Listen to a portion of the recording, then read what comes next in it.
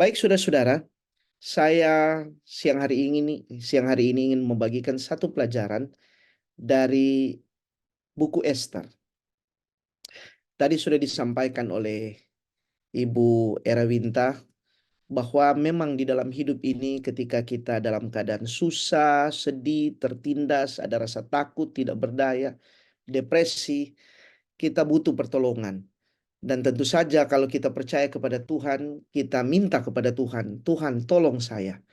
Tetapi andaikan yang terjadi, pertolongan itu tidak segera, atau bentuk pertolongan itu berbeda dari apa yang kita harapkan, maka kita kecewa dan kadang tergoda dalam pikiran kita, seakan-akan kita tidak yakin Allah sementara memperhatikan kita. Bahkan kita mungkin berkesimpulan bahwa Allah diam, Allah tidak peduli dan tidak mendengar permohonan kita. Nah, saudara-saudara, di Alkitab ada buku Mazmur, buku yang sangat dikenal, dan khususnya di pasal 23, Mazmur 23 ini banyak diyakini sebagai Mazmur yang sangat luar biasa karena kata-kata dari Daud dalam buku itu mencerminkan betapa keyakinannya yang kuat kepada Tuhan. Tuhan adalah gembalaku, takkan kekurangan aku. Bahkan dia berkata, sekalipun aku berjalan dalam lembah kekelaman, aku tidak takut karena Tuhan beserta. Tetapi pernahkah saudara simak bahwa satu pasal sebelum Mazmur 23, di situ ada pernyataan yang kontras. Di ayat pertama hingga ayat yang ketiga, ada ungkapan yang disampaikan oleh Daud. Allahku, Allahku, mengapa engkau meninggalkan aku? Aku berseru tapi engkau tetap jauh tidak menolong aku. Allahku, aku berseru pada waktu siang tetapi engkau tidak menjawab. Pada waktu malam tetapi tidak juga aku tenang. Padahal engkau yang kudus yang bersemayam di atas puji-pujian orang Israel. Nah, ayat ini seakan-akan menggambarkan Allah itu tidak peduli dengan keadaan kita. Kita sudah berdoa, tapi Allah tidak mendengar. Kita yakin bahwa dia sedang bersemayam di tahtanya, tapi seakan-akan dia tutup mata. Benarkah seperti itu Allah itu? Nah, saudara-saudara sekalian, ini menjadi pendahuluan dari pelajaran siang hari ini yang kita ambil dari buku Esther. Buku Esther adalah buku yang menarik. Kenapa? Karena di Alkitab hanya ada dua buku yang dinamakan diambil dari nama wanita. Tentu saja yang satu adalah buku Rut dan yang lain adalah buku Esther. Nah, yang menarik dari buku ini, kalau saudara pembaca Alkitab yang teliti, saudara akan menemukan bahwa tidak ada sama sekali nama Tuhan dijelaskan di dalam buku ini. Tidak ada. Saudara buka dari awal sampai akhir, saudara tidak akan menemukan nama Tuhan di sana atau Allah. Dan buku ini walaupun cukup banyak dijelaskan, tetapi seakan-akan hanya menjelaskan 5 orang saja, yaitu tentu saja Esther, tokoh utama, dan Mordekai, kemudian Raja Ahasweros, lalu ada Ratu Wasti di sana, dan Haman. Selebihnya hanya sekedar seperti peran figuran, tetapi lima tokoh utama yang ada di sana di buku ini. Siapa sebenarnya Esther yang menjadi tokoh utama dalam buku Esther? Dia adalah seorang wanita yang terlahir boleh dibilang penuh dengan kepahitan. Bayangkan ketika dia masih kecil, keluarganya diangkut. Dan saat dia sangat kecil, masih sangat kecil, dia sudah kehilangan kedua orang tuanya. Tidak punya ayah, tidak punya ibu, sehingga harus dibesarkan oleh sepupunya Mordekai hingga dia dewasa. Sangat malang mungkin orang seperti ini nasibnya jika dibandingkan dengan kebanyakan orang. Nah, sebelum saya lanjut, saya ingin memberikan sedikit penjelasan supaya kita mengerti bahwa buku Esther ini bukan buku fiksi. Dia berada di dalam deretan sejarah dan dia ada di sana sebagai bagian dari sejarah. Saudara perlu ketahui bahwa sejarah Persia yang dilihat oleh orang Israel adalah dimulai dari zaman Kores. Kita tahu siapa Raja Kores, raja yang mengizinkan pembangunan Ka'bah, kemudian mengizinkan orang Israel untuk pulang kembali ke negara asalnya, ke negeri asalnya. Sesudah Kores dia digantikan oleh Kambises. Kambises II ini diganti akhirnya oleh Darius I. Nah, Darius I inilah adalah ayah dari Xerxes I atau Ahasveros yang kita baca di dalam buku Ester yang kita temukan. Lalu kemudian setelah Ahasveros itu dia digantikan oleh Artasasta yang kita temukan di dalam buku Esra Nehemia.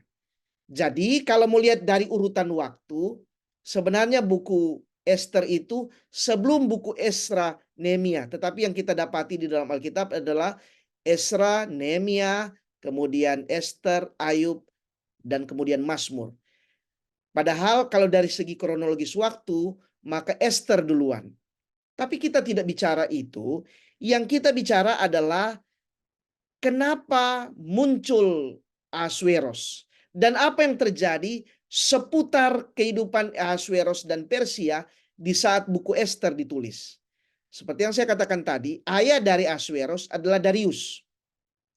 Darius ini pernah menyerang Grika, tapi sayangnya walaupun pasukannya besar dan terlihat lebih kuat, dia justru kalah oleh pasukan Grika.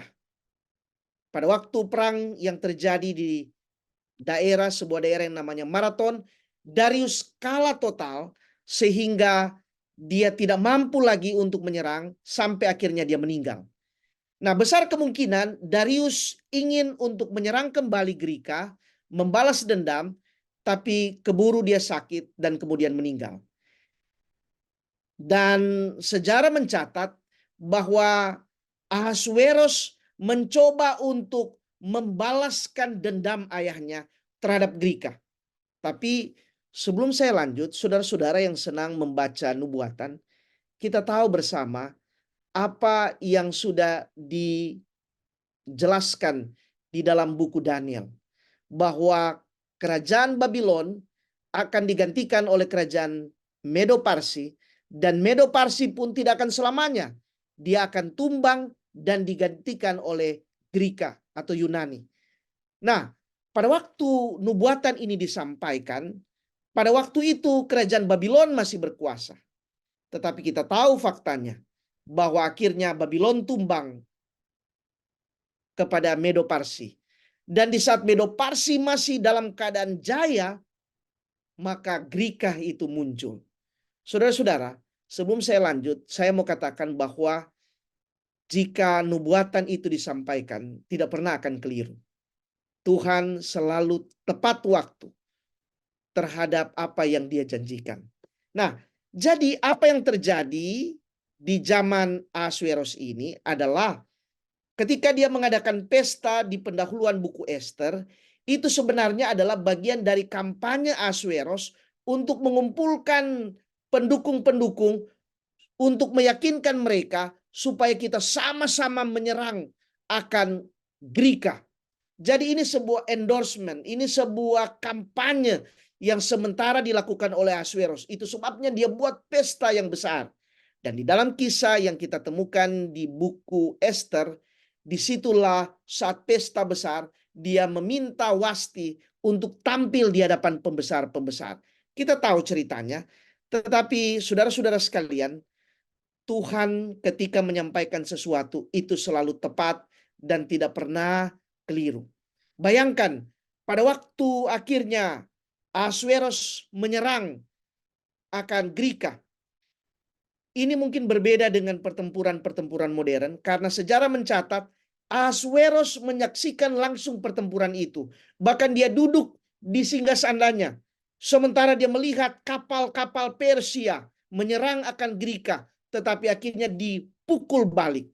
Padahal kekuatan dari Persia sangat besar.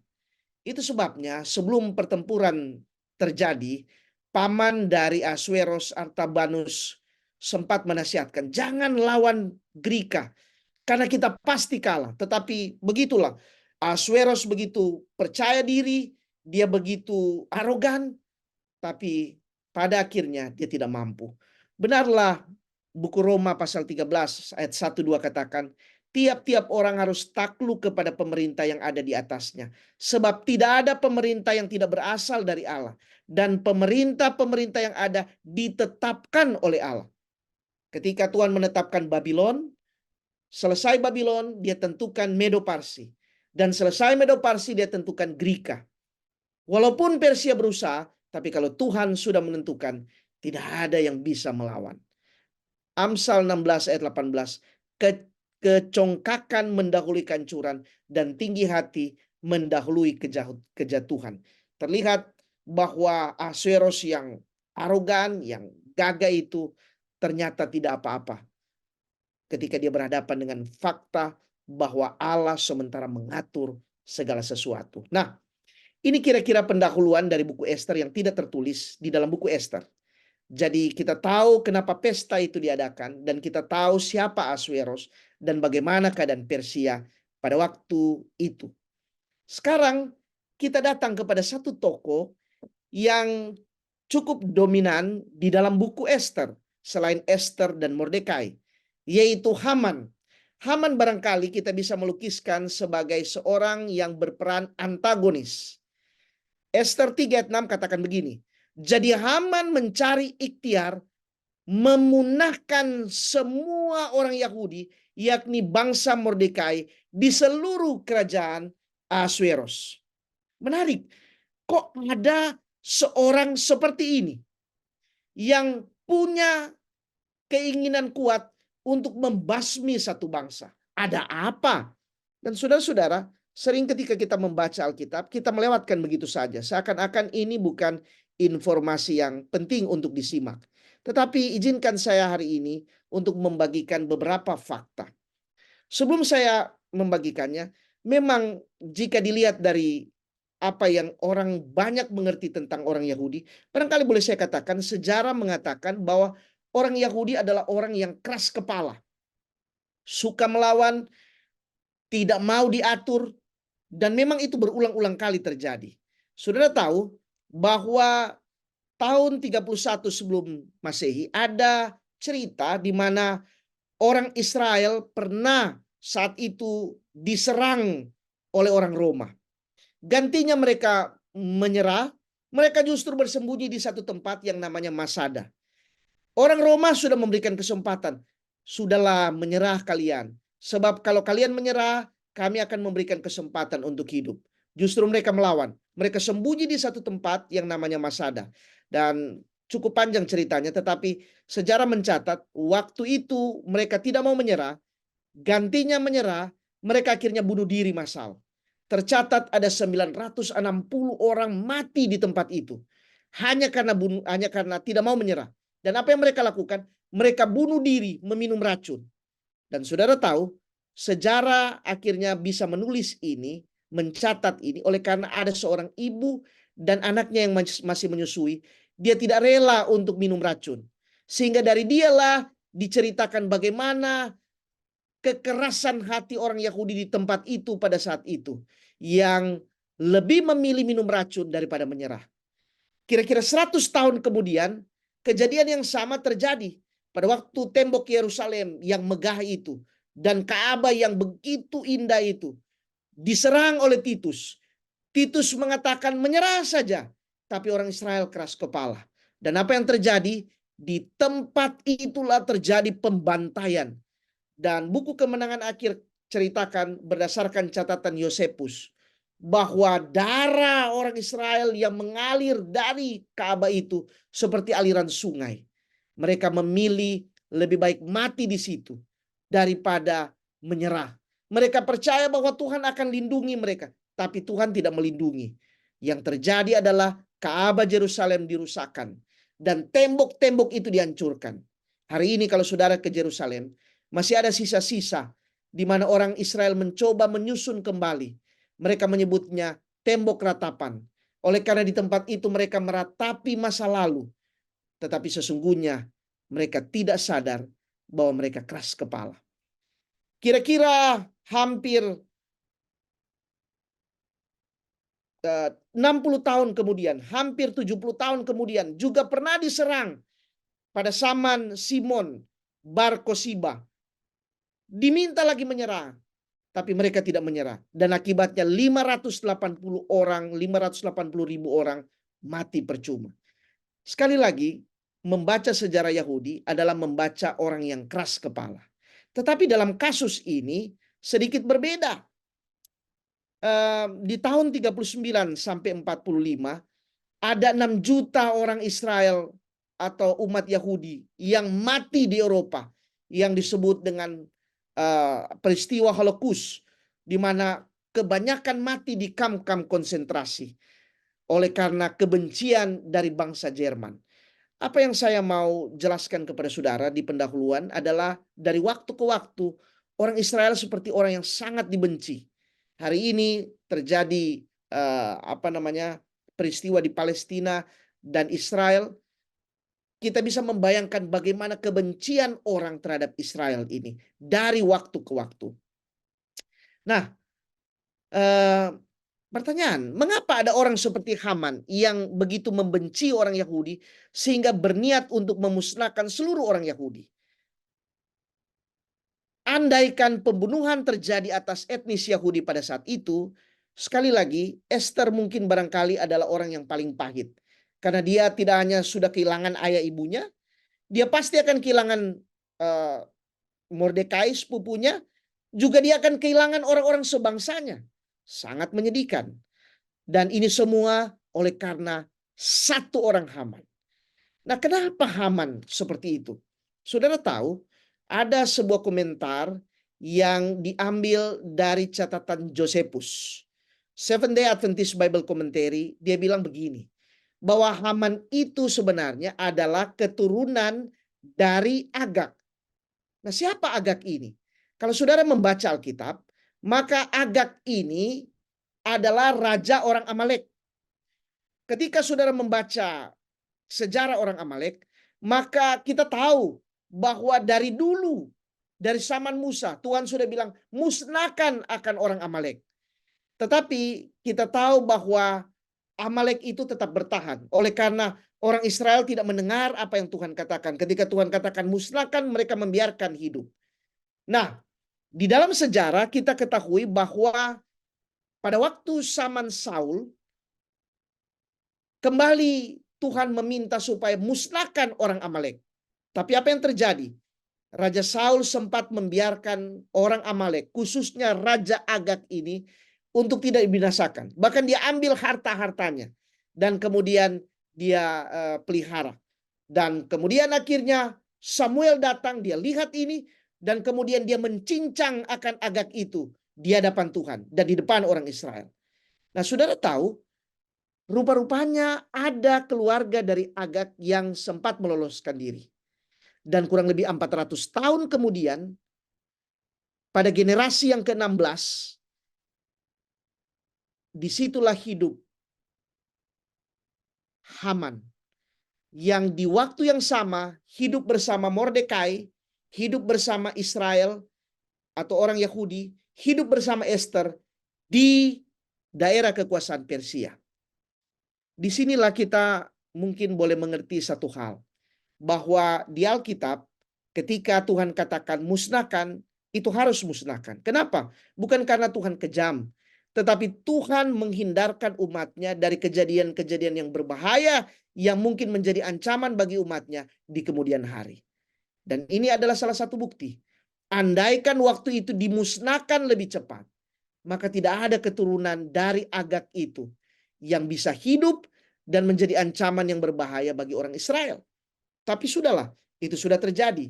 Nah, sekarang ketika kita temukan Haman di sini yang sangat membenci orang Israel atau orang Yahudi, disinilah kita bisa menyimak apa yang Allah sampaikan, bahwa itu harus diikuti, jangan ditoleransi. Nah,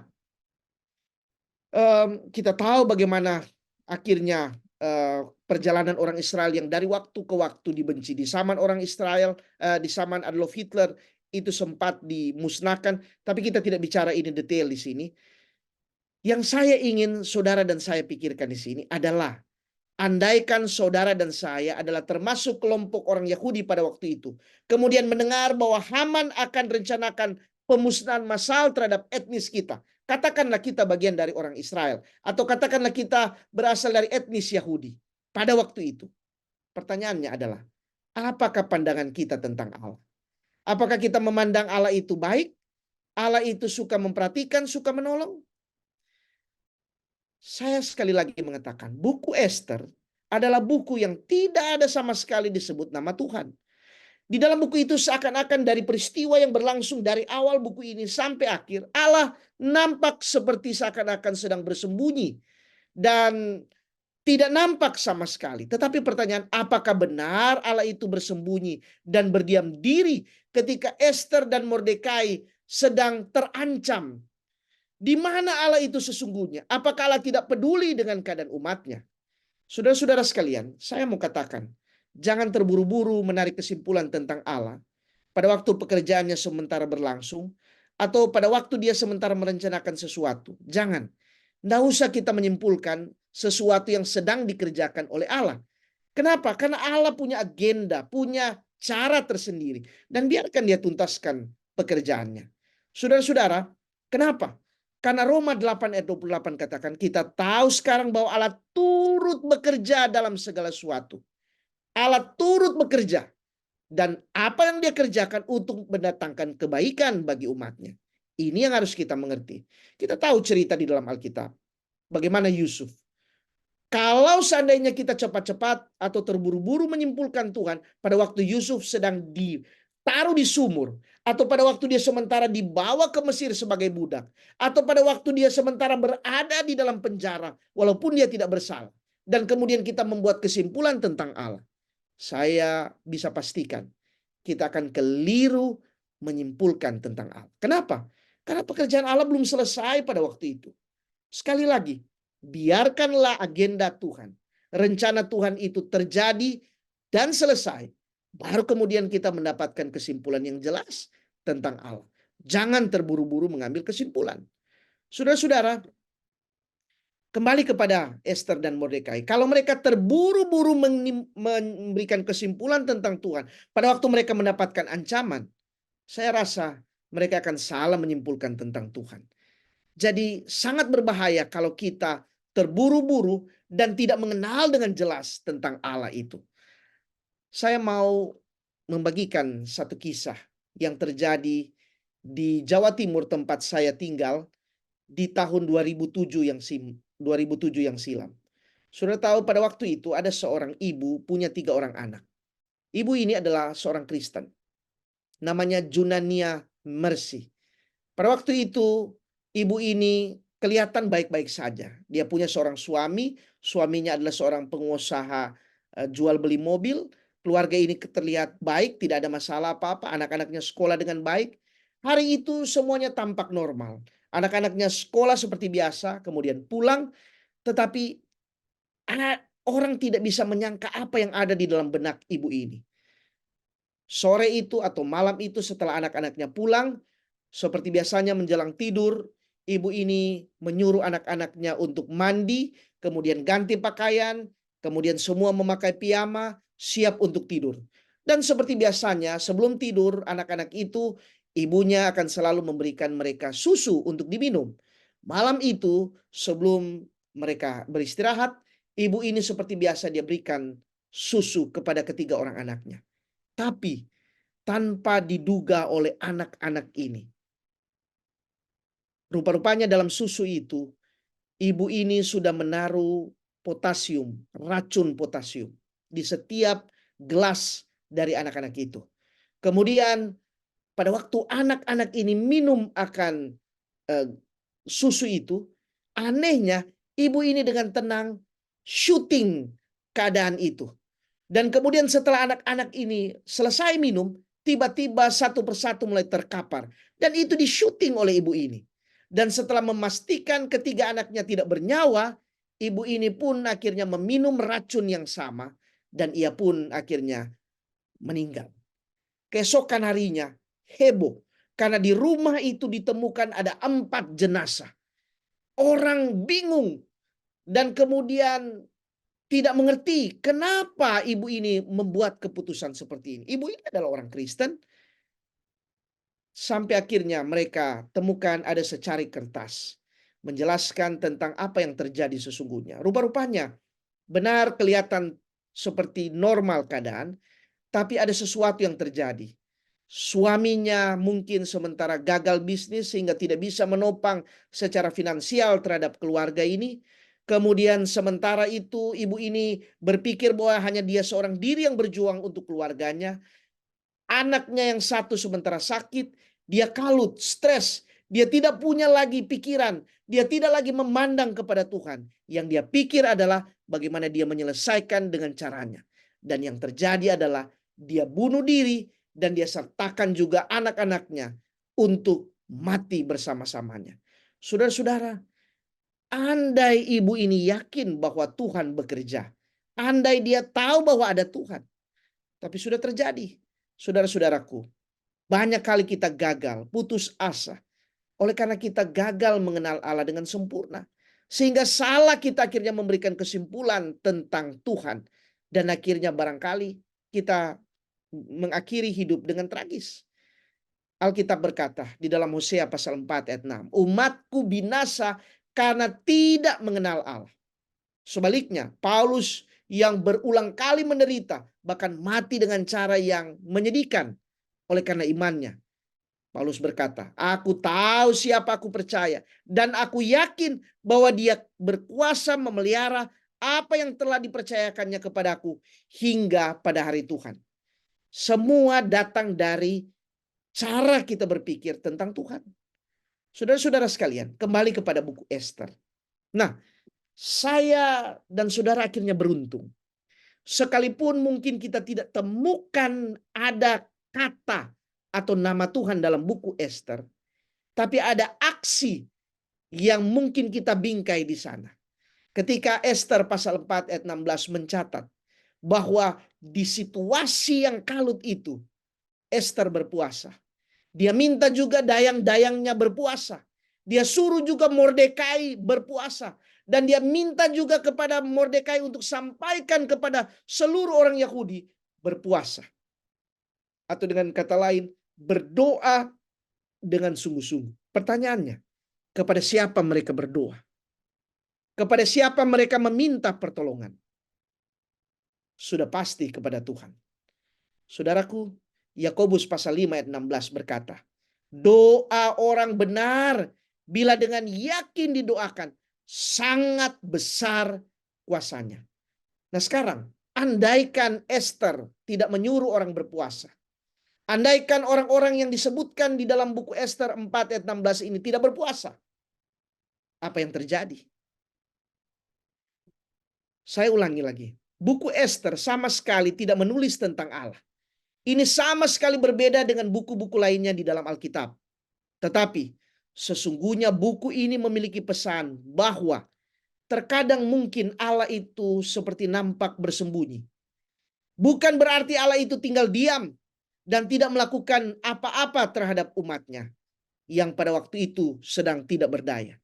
Tidak, Allah tidak berdiam. Nah, mana buktinya bahwa Allah tidak berdiam? Saya ingin saudara pikirkan dan jawab akan hal ini. Yang mungkin kita pikirkan bersama adalah, coba pikir di sini. Siapa yang membuat Ester menggantikan kedudukan Wasti sebagai ratu bagi Ahasuerus? Apakah ini kebetulan? Siapa yang mengatur segala sesuatu?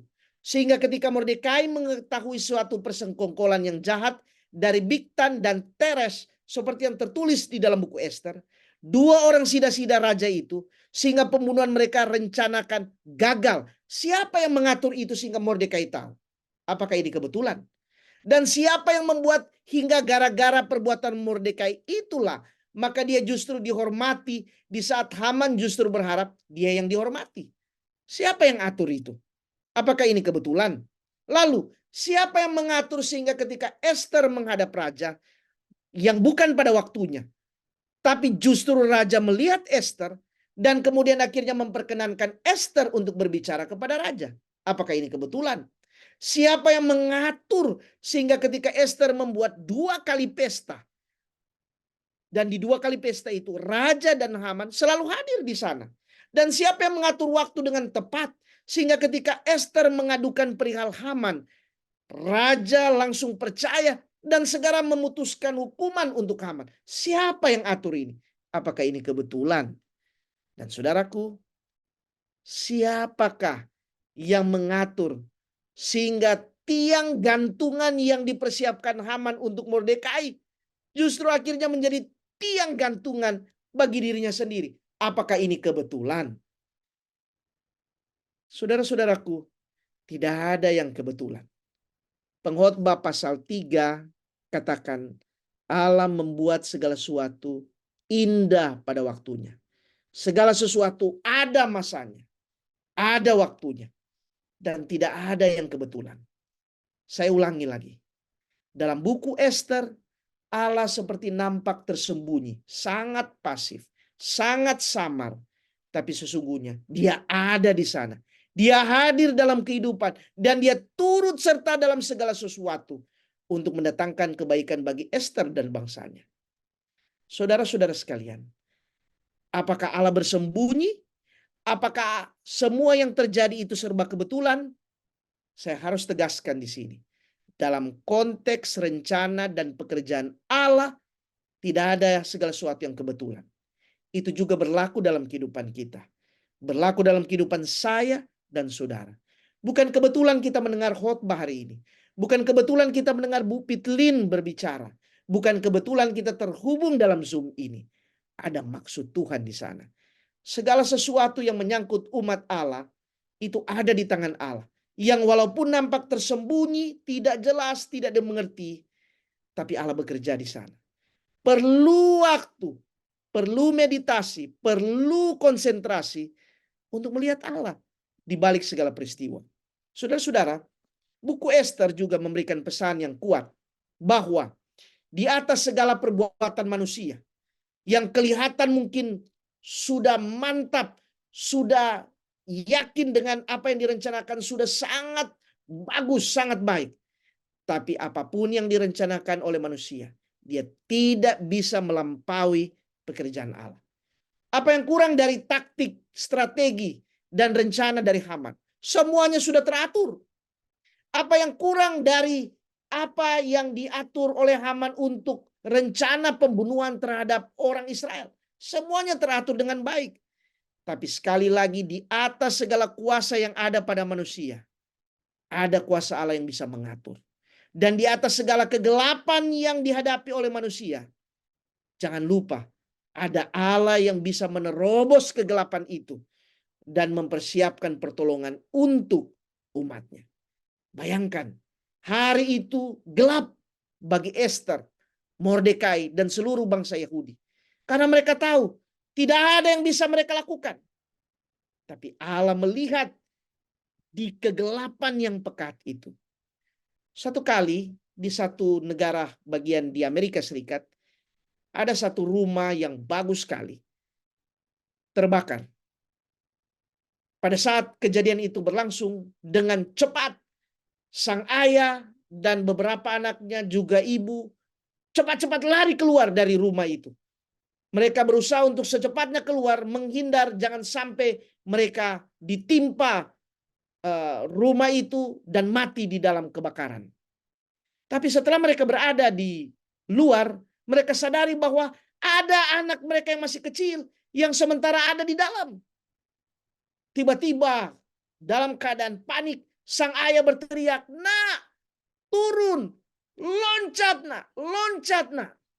Dan saudara tahu, anak ini tiba-tiba muncul di atas, di tengah-tengah api yang sementara mengelilinginya.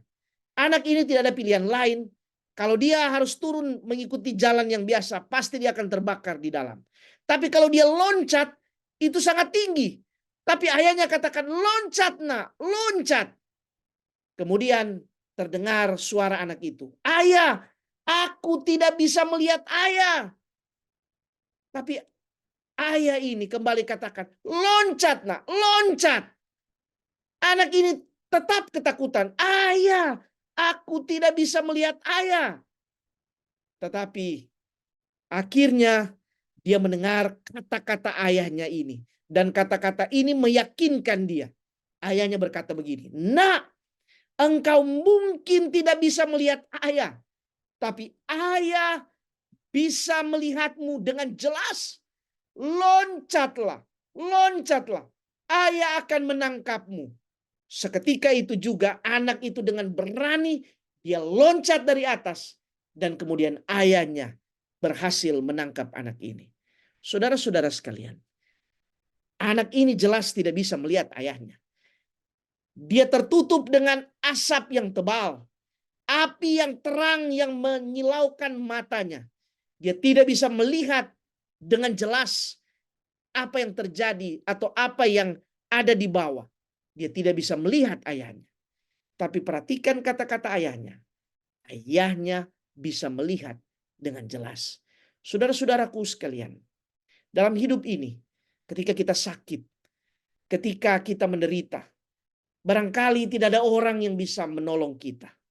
Atau bahkan mungkin setelah bertahun-tahun kita menderita, kita seakan-akan merasa bahwa Allah tidak memperhatikan kita. Saya sudah berdoa, saya sudah berpuasa, saya sudah menyerahkan semuanya, tapi kok keadaannya begini terus? Perhatikan kata-kata ini. Nak, engkau mungkin tidak bisa melihat ayah, tapi ayah bisa melihatmu dengan jelas. Bukankah dalam perjanjian baru Allah itu menyatakan dirinya sebagai Bapa, dan sebagai Bapa tidak mungkin dia membiarkan atau dia sedang senang melihat kita dalam keadaan menderita. Tidak. Dia adalah Allah yang baik. Naum pasal 1 ayat 7 katakan Allah itu baik. Dia adalah tempat berteduh pada waktu kesusahan. Dan dia mengenal setiap orang yang berlindung kepadanya. Saudara-saudara sekalian, buku Yesaya 59 katakan, sesungguhnya tangan Tuhan tidak kurang panjang untuk menyelamatkan. Pendengarannya tidak kurang tajam untuk mendengar. Tetapi mungkin hari ini Allah bisa saja bersembunyi, tidak terlihat. Oleh karena masih ada dosa yang ada dalam kehidupan kita. Singkirkan itu, maka kita bisa merasakan pertolongan Tuhan. Saudara-saudara sekalian, pendeknya, seperti kata pengkhotbah pasal 3 ayat 11, Tuhan membuat segala sesuatu indah pada waktunya. Tetapi terkadang manusia tidak dapat menyelami pekerjaan Allah itu.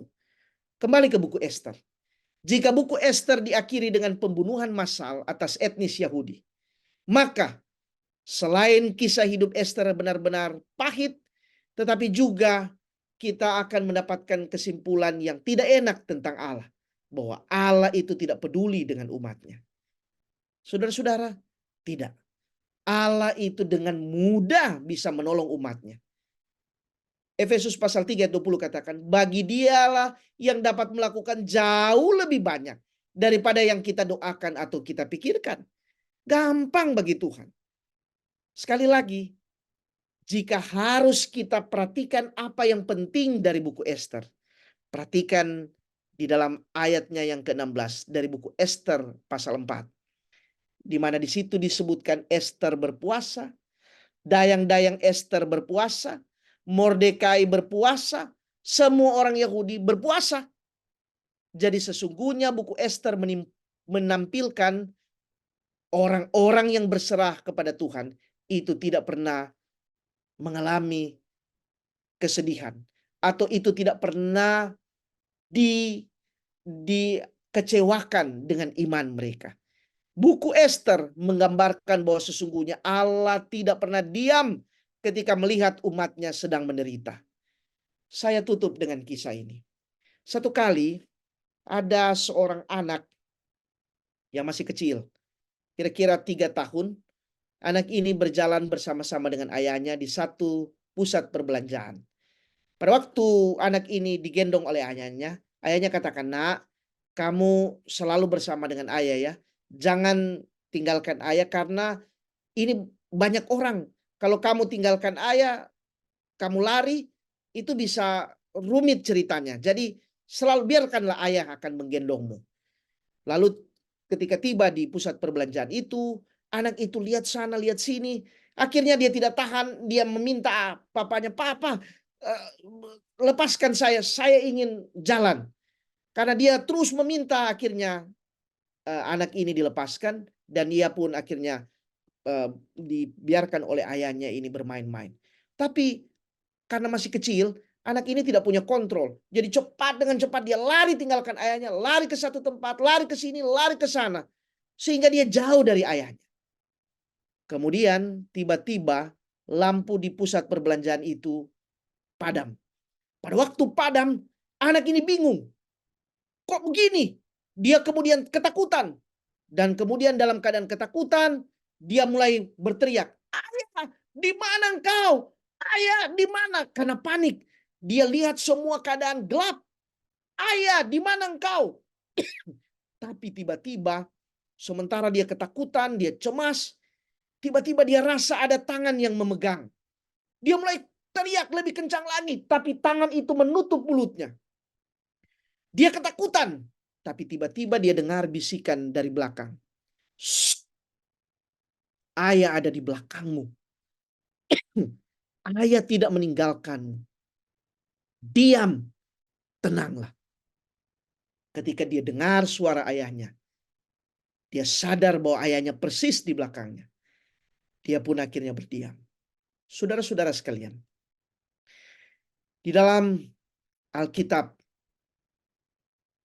jelas buku Ester nampak seperti Allah itu tidak peduli. Tidak ada kontribusi dari awal sampai akhir seakan-akan dari Allah. Tetapi sesungguhnya Allah nyata dalam kehidupan Ester seperti yang saya jelaskan tadi. Yang harus kita mengerti bahwa Allah tidak pernah akan meninggalkan umatnya selama umatnya tidak meninggalkan Tuhan. Ibrani 13 ayat 5 dan 6 adalah ayat penutup. Allah berfirman, "Aku sekali-kali tidak akan membiarkan engkau. Aku sekali-kali tidak akan meninggalkan engkau." Sebab itu dengan yakin kita dapat berkata, "Tuhan adalah penolongku. Aku tidak akan takut. Apakah yang dapat dilakukan manusia terhadap aku?" Haman tidak bisa melakukan apa-apa. Sekalipun rencananya hebat. Karena ada Tuhan. Tuhan Ester. Tuhan Mordekai. Tuhannya orang Israel. Juga Tuhannya kita. Jangan lupa itu. Kiranya Tuhan akan nolong kita untuk meyakini bahwa dalam hidup ini Allah tidak pernah berdiam. Tapi dia selalu ada di dalam hidup ini. Sedia untuk menolong kita. Tuhan kiranya memberkati kita. Saya bawa dalam nama Yesus. Amin.